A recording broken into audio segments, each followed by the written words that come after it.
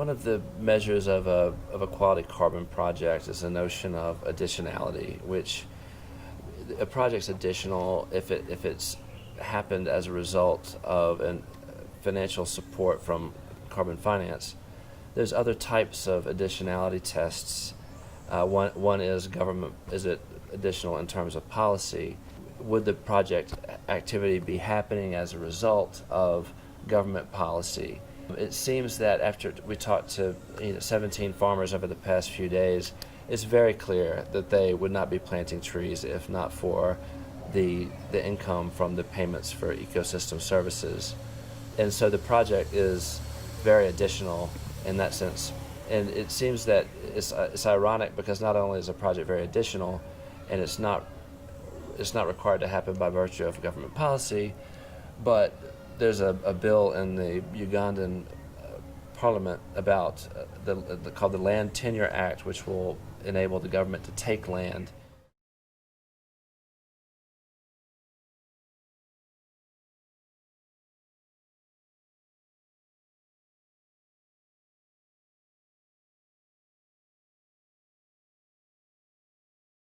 Can we talk a little bit about the portion of the project which might be at risk or affected by that, and then the general issue of land tenure and how that plays into the project?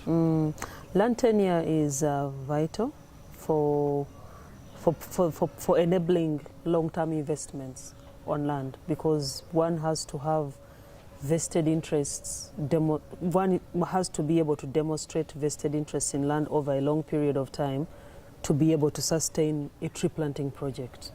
So we have a complex land tenure system in Uganda where the majority of the rural holders do not have any identification, do not have any documentation to suggest that they own the land.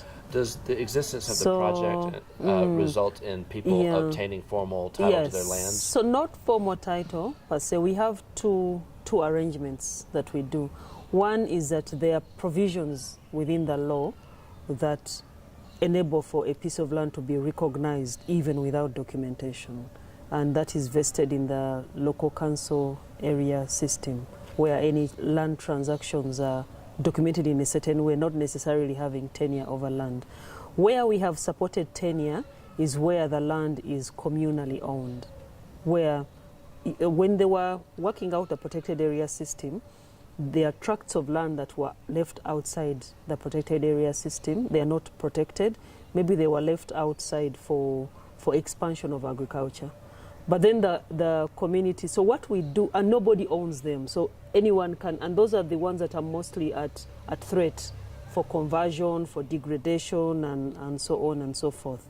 So what we have done is we mobilize the communities, facilitate them to form communal land associations, which communal land associations negotiate for title deeds from the government. Okay. And this is, it's been provided for since about 2003, but it has never happened in the country. So we have the only communities in Uganda that have communal land associations that have been issued with titles of communal ownership over tracts of forest or pieces of land in Uganda. We have the very first one, the only ones that it has happened.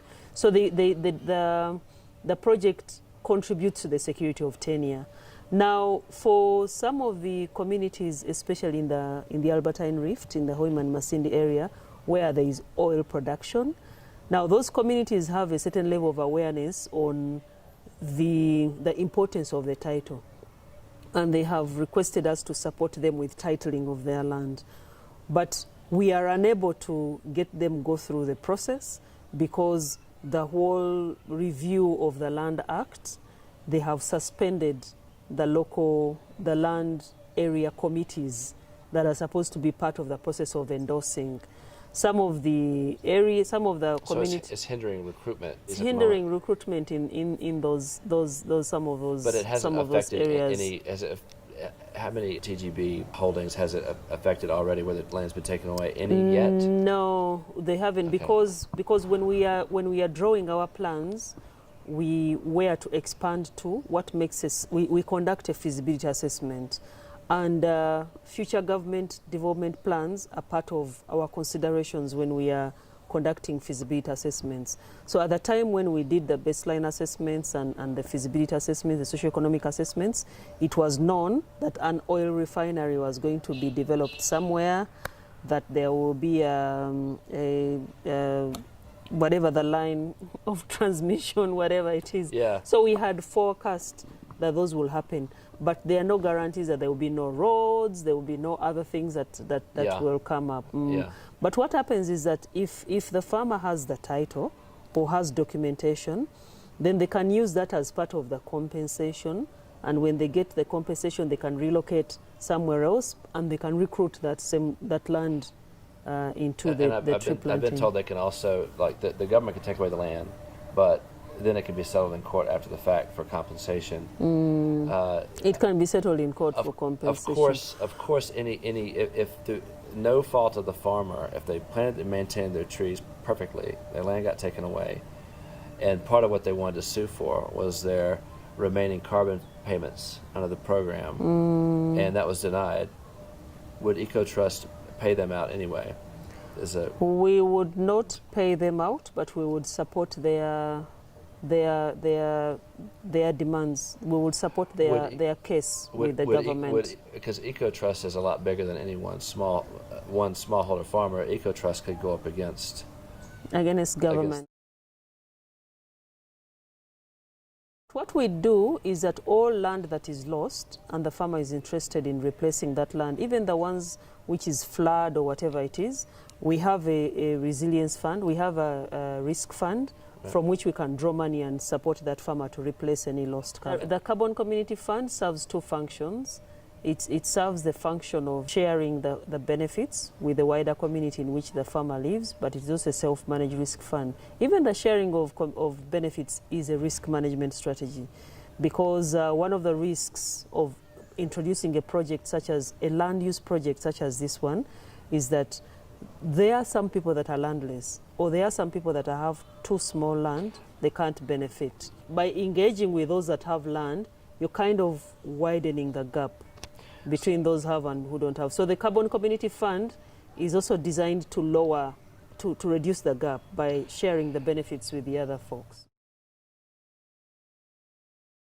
I think that's an interesting issue, and I know that the project requires some sort of proof of ownership in order for somebody to be able to enroll, but there's also a threshold in terms of a minimum land holding size, which is it 1 hectare? When we were designing the project, because we used figures that a person like me would use to invest, and one needed 1 hectare to break even. Yeah. So we started out with 1 hectare. But having said that, the farmers do not, the farmer variables, the rural farmer variables are not the same as mine. Right. Sometimes they don't buy seedlings, the labor is household labor, so they can break even with much lower. Even if you have a hectare or a hectare, it doesn't mean that you have to put your entire hectare into tree planting, right, because you can grow trees just on the boundary of your land. Okay. But yes, in places where the land holdings are so small, for example, Mount Elgon, people own 0.2, 0.1 of a hectare. People can participate at 0.1 hectares, even less. But you see, the way it happens, is that even for the project, for it to make sense for me to drive to where you are. Yeah, I was going to say a group of all the farmers in that area. This one has 30 trees, 20 trees, 40, 50, 100. So then we recruit them as one group.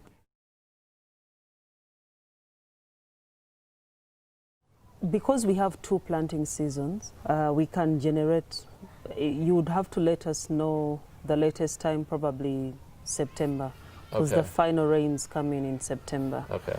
And then I must say that normally farmers, we have a long list of farmers that would like to join the program, but we keep managing the recruitments to be able to match supply with demand. Right. Because we don't want people putting their trees under tree planting, and we are not able to mobilize resources to buy the carbon offsets that come from it. Yeah. You have to invest in recruiting. So we don't need too much advance time. We just need to send down message, go ahead and plant. Yes. And then, but normally the last planting season is September to November. So if by September you've let us know. But then in addition, we always recruit and leave a bit extra to meet any last minute purchase order. Pauline, thank you for having this wonderful project and for showing us around this week. It's been quite an adventure. Thank you.